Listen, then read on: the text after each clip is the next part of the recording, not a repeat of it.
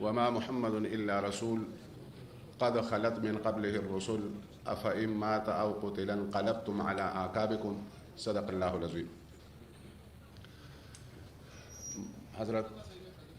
حضرات علماء کرام اور جناب وزیر اعظم صاحب، دو وزیر اعلیٰ صاحب اور ہمارے گورنر صاحب اور وزراء صاحبان، معزز و محترم مشائخ اعظام علماء کرام،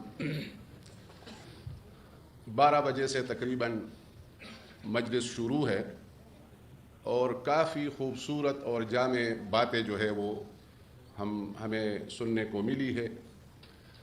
ایک بات جس کا تقریباً سب نے وضاحت کی کہ یہ جو فتوے ہیں اور اس کا جو ہے ایسے بندے کے سامنے اس کا رخ ہے، تو اس پہ زیادہ باتیں جو ہے وہ ہوئی۔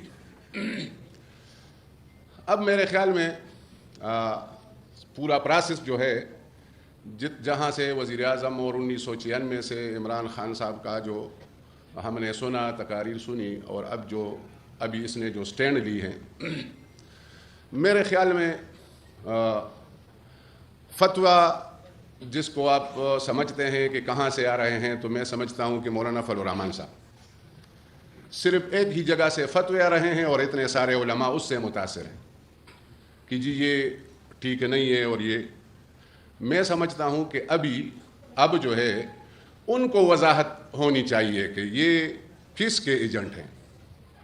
جو عملاً ثابت ہو گیا کہ نہ ہم اسرائیل کے ایجنٹ ہیں، نہ یہود کے ایجنٹ ہیں، نہ امریکہ کے ایجنٹ ہیں، اب ان کو وضاحت، میرے خیال میں مولانا فضل الرحمان صاحب کو یہ وضاحتیں ہونی چاہیے کہ کس کے ایجنٹ ہیں۔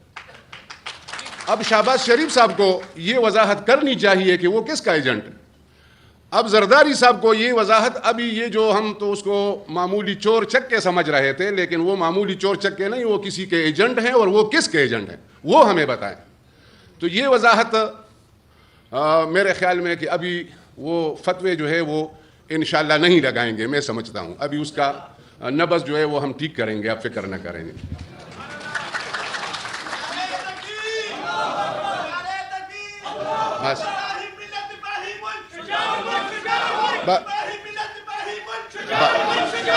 بس جی بات دوسری بات ہے، اب میں ذرا پروگرام کے مطابق کسی نے تقریباً بات نہیں کی کہ حقیقی آزادی۔ اب یہ جب عمران خان صاحب کا پہلا جو عدم اعتماد یا رجیم چینج، جس کو آپ جو بھی نام دیں، وہ ہوا، تو مجھے ایک ساتھی نے یا بڑے نے بتایا کہ یار یہ بوگس خط ہے اور یہ خامخواہ جلسوں میں دکھا رہا ہے اور اپنے نمبر جو ہے وہ بڑھا رہے ہیں۔ میں نے کہا اگر بوگس خط سے نمبر بڑھ رہے ہیں تو پھر آپ کے لیے تو سب سے بڑا موقع ہے، ایک بوگس خط نکالو اور یہ کہو کہ یہ امریکہ کا ساز ہے۔ دوسری بات، حقیقی آزادی، یہ اصل میں جس طرح تمام علماء کرام ہے، میں زیادہ تفصیل سے بات نہیں کروں گا، اس لیے کہ حضرت پیر صاحب محترم نے حکم کیا ہے کہ مختصر باتیں ہونی چاہیے، اور ہم سننے کے لیے آئے ہیں، باتیں کرنے کے لیے نہیں آئے۔ لیکن حضرت موسیٰ علیہ السلام کا یعنی قرآن عظیم میں سورہ اعراف میں، سورہ شعراء میں یہ ذکر ہے کہ قال موسیٰ یا فرعون انی رسول رب العالمین، اور یہ پورا تفصیل بیان کر کے پھر فرماتے ہیں قرآن عظیم میں اللہ رب العزت کہ ارسل معنا بنی اسرائیل، فارسل معنا بنی اسرائیل، یعنی بنی اسرائیل کو آزاد کر کے ہمارے ساتھ بھیجو۔ اور دوسرے مرتبہ سورہ شعراء میں فأتیا فقولا، تمام علماء کرام ہے، اس کے تفصیل میں نہیں جاتا، لیکن دونوں پیغمبر ہارون علیہ السلام، موسیٰ علیہ السلام تشریف لائے اور فرعون کو کہا کہ بنی اسرائیل کو آزاد کر کے ہمارے ساتھ جو ہے وہ بھیج لیں۔ یہ آزادی کا نعرہ، اب میں سمجھتا ہوں کہ وہ لوگ سمجھتے ہیں کہ ہمارے پاس علماء کرام ہے یا مولانا فضل الرحمان صاحب ہے، یہ ہمارا جو ایجنڈا ہے وہ اسلامی ہے اور دینی ہے اور قرآن کا ایجنڈا ہے۔ قرآن کا ایجنڈا جو ہے وہ وہی ہے جو موسیٰ علیہ السلام کا ہے، اس میں کوئی شیعہ، بریلی، دیوبندی اس کا وہ نہیں ہے، وہ اپنے درس میں کرے۔ یہ جو آزادی کا نعرہ ہے، اس میں کسی کا اختلاف نہیں، کوئی مسلکی اختلاف جو ہے اس میں نہیں ہے، اور قرآن میں خصوصاً کسی کا اختلاف نہیں۔ تو بہرحال یہ قرآن کا ایجنڈا ہے کہ اگر آزادی نہیں، جس طرح بنی اسرائیل غلام تھے فرعون کے ہاں اور پھر صحرائے تیہ میں چلے گئے، اگر موسیٰ علیہ السلام اس کو آزاد نہ کرتے تو پھر ایسا قوم یا ایسا شہر جو ہے، جس طرح اس وقت بیت المقدس تھا اور بعد میں مدینہ منورہ، یعنی وہ شہر ہے جو دعوت اللہ کا شہر ہے، وہ جماعت ہے جو دعوت اللہ کی جماعت ہے. اگر آزادی نہ ہو تو کوئی جماعت یا کوئی شہر یا ریاست مدینہ وہ دعوت اللہ کا مرکز بن سکتا ہے؟ بغیر آزادی کا کوئی مرکز بن سکتا ہے؟ پہلے ہمیں آزادی چاہیے اور حقیقی آزادی چاہیے. ہمیں کسی سے لڑنا نہیں ہے، کسی سے جھگڑنا نہیں ہے، لیکن ہمارا حق ہے، ہم انسان ہیں، ہمیں آزاد ہونا چاہیے. بہرحال دوسری بات، اگر آزادی آ گئی تو ہم استحکام کے لیے کوشش کر سکتے ہیں، اور اگر بیرونی سازش جو ہے وہ گھس گئی اور اس کے پیسے آئے تو میرے خیال میں عدم استحکام پیدا ہوگا، جس طرح کہ عدم استحکام پیدا ہو گیا ہے آپ کے سامنے. اس وجہ سے اب مہنگائی کنٹرول ہو گئی، ملک کے مشکلات کم ہو گئے یا بڑھ گئے؟ عدم استحکام آئی یا استحکام آ گیا؟ اگر عدم استحکام مسلسل چلتا رہا اور فوراً الیکشن نہیں ہوا اور قوم کی مرکزیت نہیں بنی اور صحیح الیکشن نہیں ہوا، آزاد الیکشن نہیں ہوا، اور یہ عدم استحکام رہا تو سالمیت کو ہمارے لیے خطرہ ہے کہ نہیں؟ وآخر دعوانا ماشاءاللہ. یہ تھے حضرت مولانا شجاع الملک صاحب، اور اس کے بعد میں جناب حضرت مولانا گل نصیب خان صاحب کو دعوت خطاب دیتا ہوں کہ وہ تشریف لائیں اور اپنے خیالات کا اظہار فرمائیں. تیرا نصیب میرا نصیب، تیرا نصیب میرا نصیب. جناب عمران خان صاحب، مولانا محمد خان شیر علی صاحب، مولانا شجاع الملک صاحب، جمعیت Ulema Islam P T I اتحاد. خان صاحب اگر وہ درمان کے لیے چائنا یہودی ایجنٹ نہیں ہے، برطانیہ یہودی ایجنٹ نہیں ہے، کینیڈا نہیں ہے، آپ مسلمانوں کا ایجنٹ ہے، آپ مسلمانوں کا نمائندہ ہے. خان صاحب زندہ باد. اعوذ باللہ من الشر. اس اجتماع کے انعقاد کا کیا تو میں تحریک انصاف کو خوش قسمت جماعت سمجھتا ہوں جس کے پشت پر اتنے علماء جمع ہو جاتے. میں جو بات کروں گا، ہمارا مسئلہ بہت اچھی تقریر سے نہیں بنے گا، بہت اچھی تقریر میں معلومات حاصل کرنے سے نہیں بنے گا. ہمارا مسئلہ یہ ہے، اور آپ لوگ ناراض بھی نہ ہوں.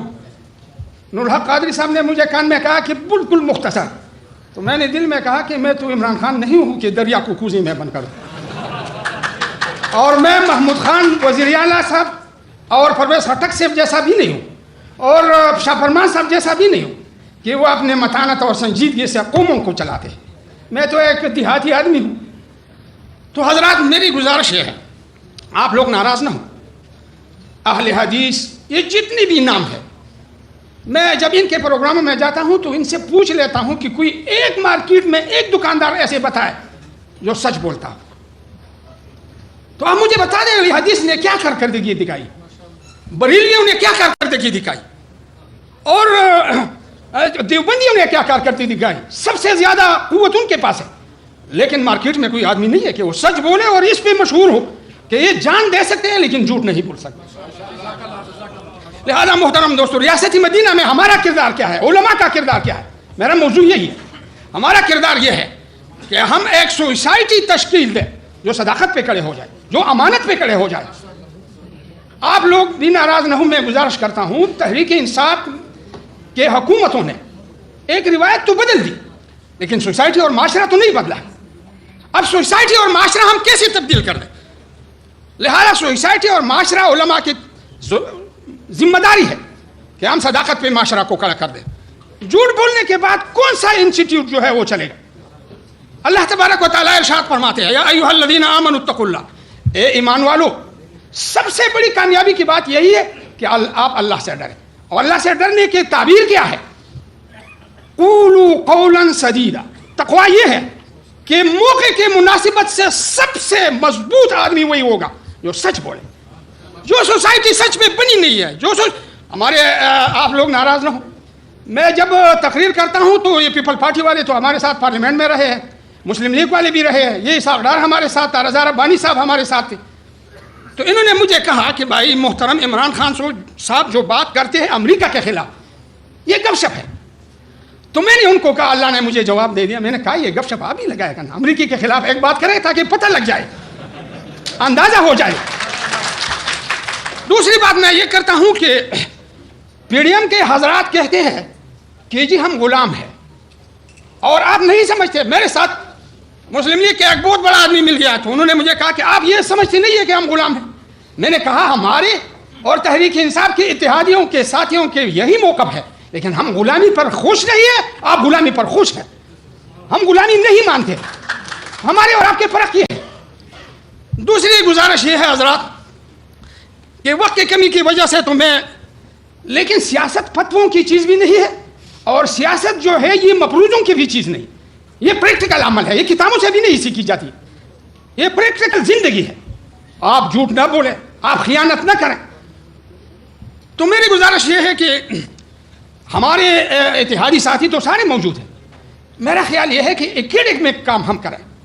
اگر ہم ایکیڈمک کام کریں اور ایسا کابینہ تیار کریں جو سچ پہ کڑے ہو اور خیانت نہیں کرتے ہو, تو یہ کابینہ آگے جا کر ہمیں صرف پاکستان کی نہیں دنیا کی حکمرانی دیں گے.